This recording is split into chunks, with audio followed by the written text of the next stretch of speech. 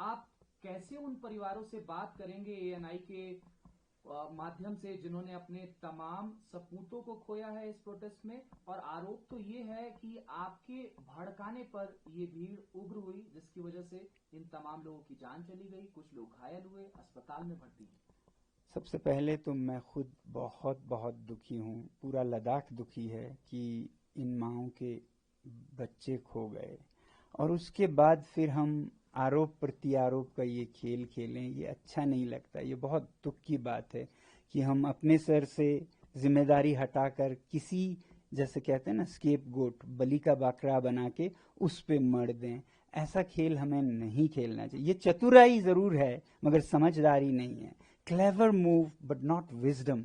इस समय हमें विजडम की जरूरत है। हम साथ में बैठ के सोचें कि इन बच्चों की क्या ऐसी विवशता थी कि वो सड़कों पे इस तरह से निकल आए, और उसे सुलझाएं तो सब सुलझेगा। ये सीमा शांत होगी, ये देश प्रगति करेगा। ना कि हम इसने किया उसने किया, मैंने कुछ नहीं किया, मैं तो अच्छा हूं बोलें। क्योंकि सच्चाई ये है कि ये बच्चे बहुत परेशान से थे। आज ही नहीं, 2 महीने से नहीं, 5 सालों से, बल्कि 6 सालों से ये अनएम्प्लॉयड थे, जॉबलेस। और इनके जो अरमान थे कि लोकतंत्र होगा नए लद्दाख में, वो भी नहीं हुए।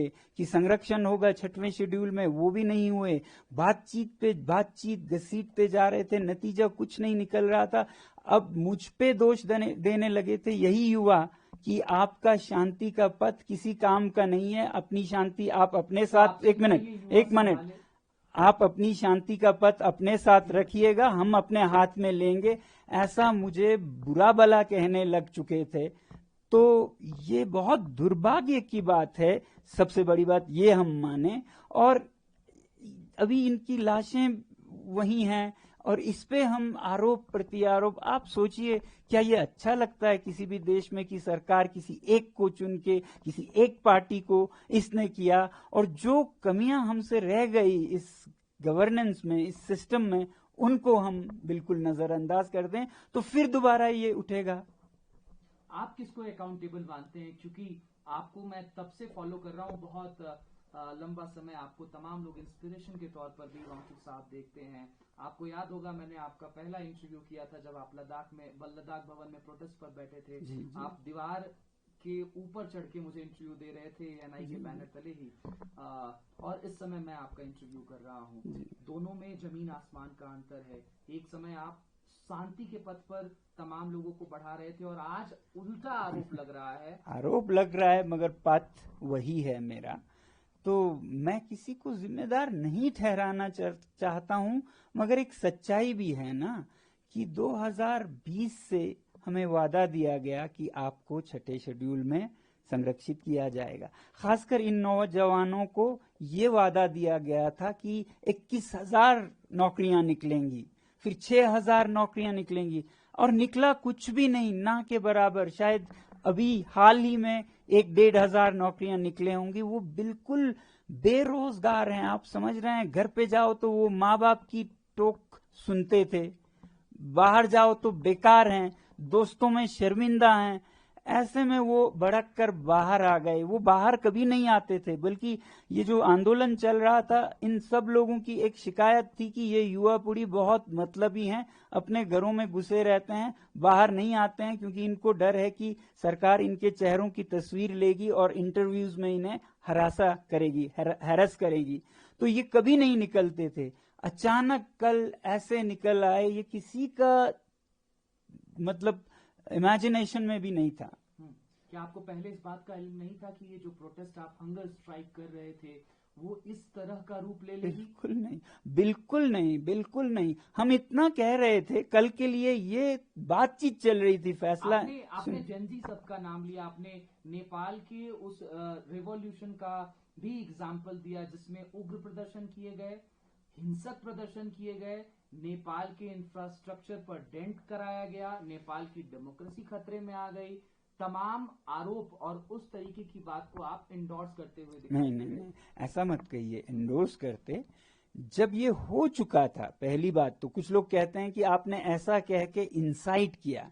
जब ये हो चुका था मैंने तब एक अपडेट दिया जिसमें मैंने कहा कि ये हिंसा निंदनीय है, शब्द था निंदनीय है, मैं बहुत दुखी हूं, इससे आप हमारा समर्थन नहीं बल्कि हमारी बदनामी कर रहे हैं। और फिर मैंने कहा कि ये अचानक से बिना किसी पहले के उसके अचानक से ऐसे हजारों में युवा निकल गए मानो जैसे जेनजी रेवोल्यूशन सा हो, ऐसा एक शब्द निकल गया। वैसे मैं जेनजी प्रयोग नहीं करता हूं, अब ये बच्चे खुद को करते हैं तो इसलिए शायद मेरे मुंह से निकला, वरना हमें जेनजी से इतना छूत भी नहीं होना चाहिए। ऐसा कोई शब्द में तो बुराई नहीं है, पता नहीं कुछ लोगों को इतना क्यों लगता है, मैं भी यूज नहीं करता हूं, मगर कल ये मैंने सिर्फ इसका वर्णन करते हुए कहा ऐसा एक हालात हो गया लद्दाख में जिससे हम सब दुखी हैं। ये होने के बाद का अपडेट है, आप जाके देख सकते हैं। आपने कभी ऐसा लद्दाख देखा था? नहीं भी नहीं कहूंगा। जब हम जम्मू कश्मीर में थे तो यूटी का मांग करते हुए ऐसा ही एक हिंसक आंदोलन हुआ था 89 में 89 में, मगर इस हद का नहीं था। ये बहुत ही अजीब अंदाज का, यहाँ कोई नहीं रोक पा रहा था। आपको पता है आज हमारे जो एपेक्स बॉडी है लद्दाख की, उसका यूथ विंग, उनके लीडर्स को धर पकड़ कर रही है सरकार, घरों से जाके उनको पकड़ रहे हैं। सच्चाई ये है कि वो बेचारे जाकर गाड़ियों से लाउड स्पीकर से उनको मनाने की कोशिश कर रहे थे कि आप ये मत कीजिए, हमारा काम ये नहीं है, मगर उनपे ही पथराव होने का डर था। ऐसे ही हमारे वरिष्ठ नेता थुप्तन जी और सेरिंग जी भी वहां गए मैदान में उनको रोकने के लिए, कोई किसी की सुन ही नहीं रहा था, पागलपन सा भूत सा सवार था उनपे। तो वांगचुक साहब, किसी को गिरफ्तार ना किया जाए, किसी को अकाउंटेबल ना बनाया जाए, किसी के ऊपर अकाउंटेबिलिटी फिक्स ना किए जाए, कहा जाए कि ये सरकार की गलती है? नहीं, ऐसा तो नहीं। हिंसा को तो हम कभी भी सही नहीं ठहरा सकते हैं। कानून को अपना रास्ता लेना चाहिए, कोर्स लॉ जो कहते हैं, तो जो गलत हैं उन्हें सजा होनी चाहिए। मगर साथ ही साथ मैं कहूंगा जो फोर्सेस हैं, सहानुभूति है उनके साथ भी कि पथराव हुआ, उन्हें भी लगा होगा, मगर उन्होंने जिस तरह से सर में लोगों के दिमाग निकाल दिए, छाती से गोली गई, फेफड़े फोड़ दिए, ये कैसी फौज है जो अपने ही नागरिकों को इस तरह से मारने के लिए। साधारणतः ऐसे रायट्स में आप पैरों पे गोलियां मारते हैं, और जब कभी बिल्कुल खतरा बढ़ जाए, आपकी जान पे आ जाए, तो शूटिंग ऑर्डर्स लेते हैं, तब करते हैं आप। जब आपकी जान पे आए तो आप शूट करेंगे। यहां तो किसी भी सैनिक दस्ते का, अर्धसैनिक दस्ते का कोई हताहत नहीं हुए, और इस तरफ से 4 और शायद 2-3 और जाएं, तो आप समझ सकते हैं कि इसमें गलत आउट ऑफ प्रोपोर्शन फोर्स का यूज किया गया। इतना भारी, जैसे दुश्मन को आप जंग में मार रहे हैं, ऐसे अपने नागरिकों को मारना एक अच्छी सरकार की निशानी नहीं है। वांगचुक साहब, you are now saying that आपको एस्केप गोट की तरह इस्तेमाल किया जा रहा है। अब आपकी एनजीओ की सीबीआई प्रोब भी स्टार्ट कर दी गई है। एलिगेशंस हैं कि फॉरेन फंडिंग मिली जो कि माल प्रैक्टिसेस के थ्रू आई।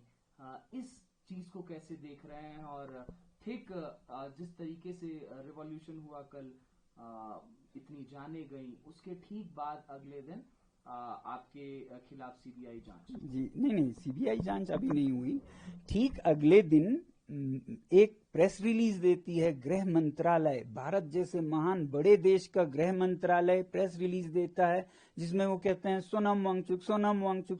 3-4 बार सोनम वांगचुक, एक छोटे से इंसान पर वो पूरा दोष मढ़ते हैं।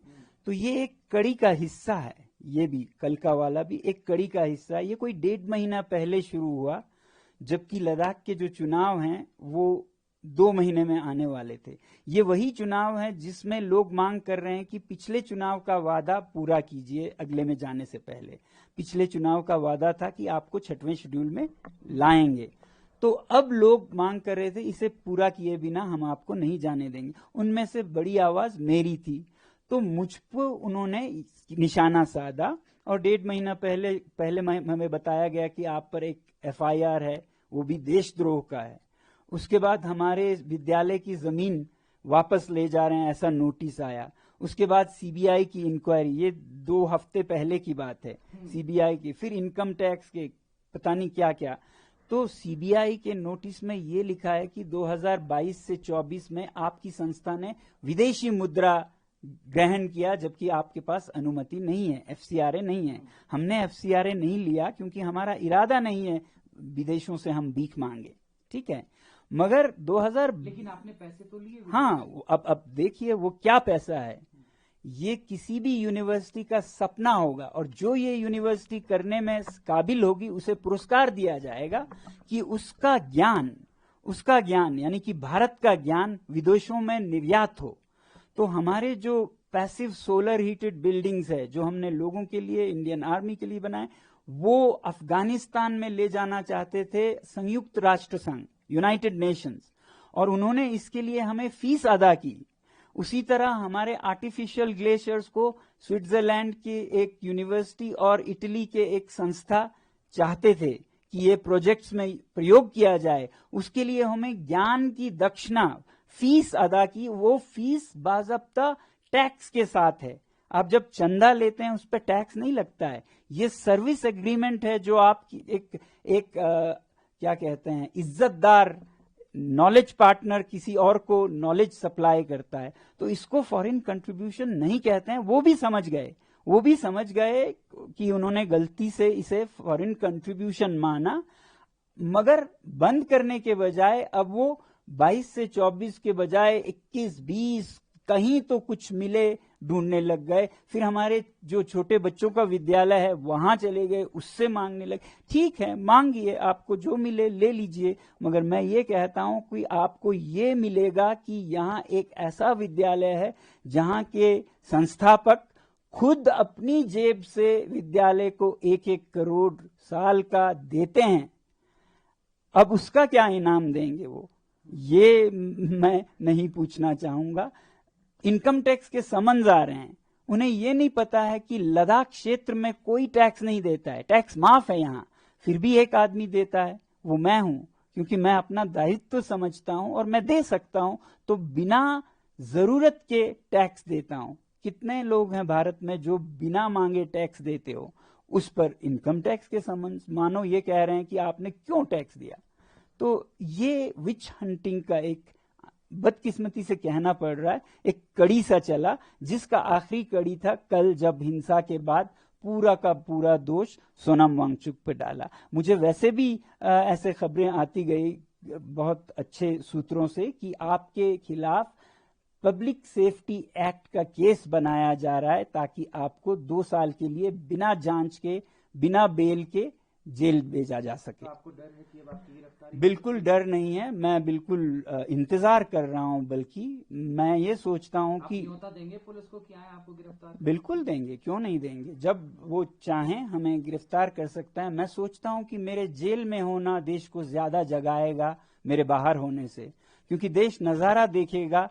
जो आदमी देश विदेश से भारत के लिए मैग्सेसे से लेके रोलेक्स अवार्ड से लेके 30 पुरस्कार लाता है, 8 तो यूनिवर्सिटीज के ऑनररी डॉक्टरेट्स लाता है, देश का नाम ऊंचा करता है, यहाँ के ज्ञान को निर्यात करता है, और चीन जैसे देशों के खिलाफ बायकॉट चाइनीज प्रोडक्ट्स का मुहिम चलाता है, जो आगे ले जाके सरकार भी उसे आगे बढ़ाती है। उसी आदमी को हम आज ऐसे दोषों में जेल डाल रहे हैं। ये नजारा जब वो देखेंगे तब वो समझेंगे कि आज देश कैसे चल रहा है।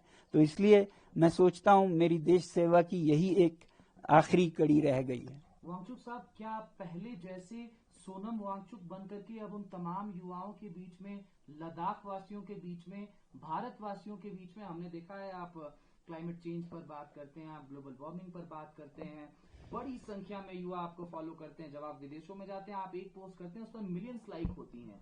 तो you are an youth inspiration sir.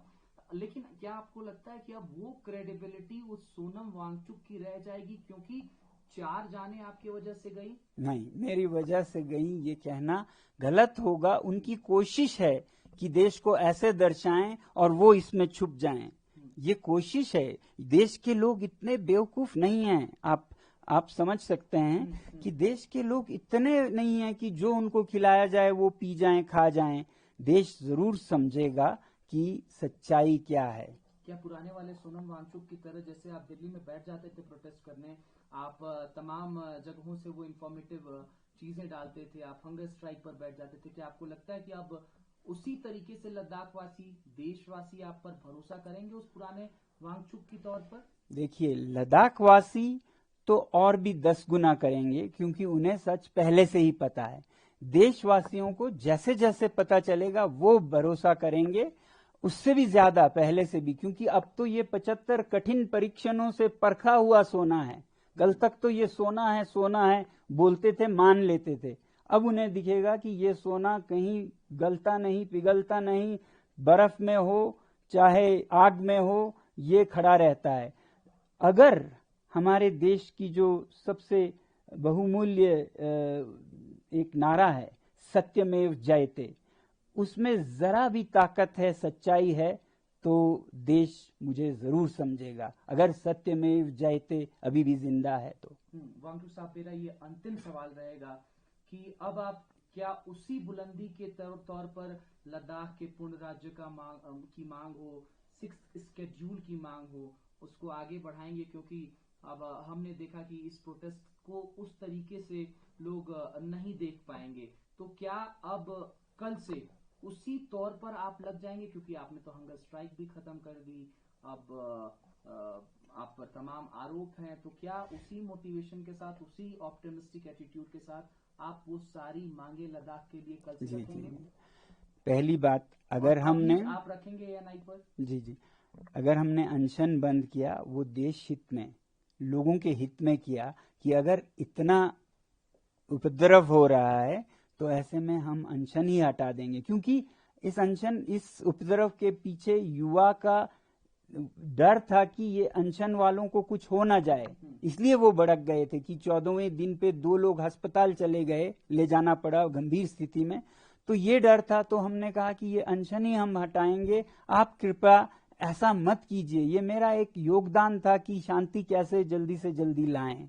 ठीक है, आगे जाने की बात है। लद्दाख के लोग तो जैसा मैंने आपको कहा सब समझते हैं, और लोगों को भी समझ आएगी। हाँ, हम वैसे ही कहेंगे कि जो वादे थे आप पूरा कीजिए, वही एक तरीका है लद्दाख के युवाओं के मन को शांति देने का, और जिनकी मृत्यु हुई उनके आत्मा को शांति देने का, कि आखिर आप समझे हमारे दर्द को। अभी भी आप अगर उस दर्द को न समझी करके कालीन के नीचे दबाएं और औरों पे दोष साधते रहें, तो न उनकी आत्मा को शांति मिलेगी, न इनके गुस्से ठंडा होगा, तो ये और भड़केगा।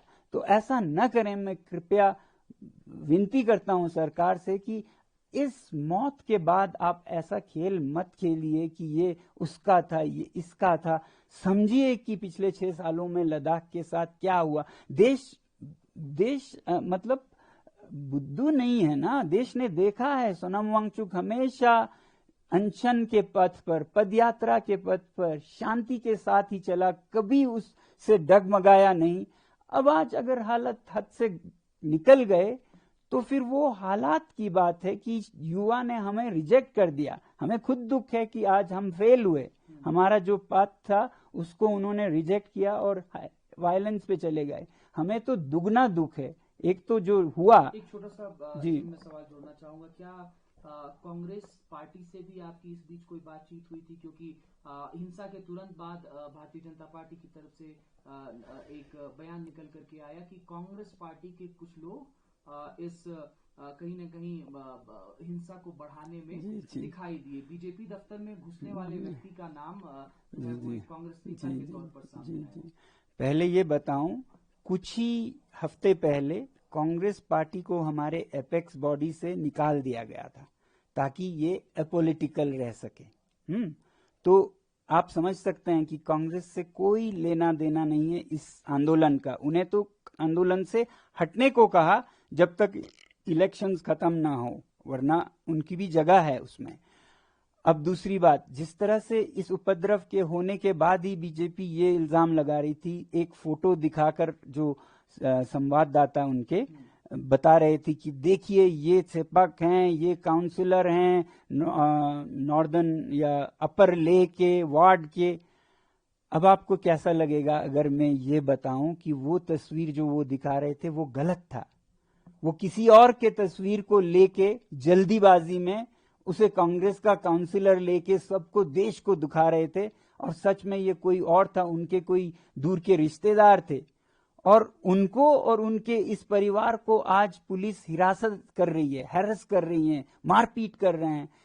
ये इस तरह से ये नहीं थमेगा और भड़केगा। युवाओं को अब दर पकड़ करें इतने हंगामे के बाद, ऐसे बेचारे कांग्रेस के काउंसिलर के नाम पे आप किसी और को सता रहे हैं। वो कोई और था जो मास्क में था, दिखता वो वैसा ही था, तो उन्होंने जल्दीबाजी में ढूंढा कौन कांग्रेस मिलता है जिसपे हम ये दोष मढ़ सकें। मैं तो था ही आधा लेने के लिए, उन्हें वो मिले। अब वो क्या माफी मांगेंगे देश से? क्या वो माफी मांगेंगे देश से अगर वो सच में एक सच्चे प्रवक्ता हैं बीजेपी के? मैं ये उनसे पूछना चाहूंगा। आप चाहते हैं कि वो माफी मांगे? अगर उन्होंने गलती की, किसी दूसरे को उन्होंने कांग्रेस का बताकर बदनाम करना चाहा, तो उन्हें मांगनी चाहिए। बहुत शुक्रिया वांगचुक साहब। हम इस दुख की घड़ी में पूरे लद्दाख वासियों के साथ खड़े हैं। हम आशा करते हैं कि लद्दाख उसी तरीके से सफेद दिखाई देगा जैसे पहले दिखाई देता था, शांति के स्वरूप में। बहुत शुक्रिया ENI के साथ जुड़ने के लिए। बहुत बहुत धन्यवाद आपका भी हमारे संदेश को देश तक पहुंचाने के लिए।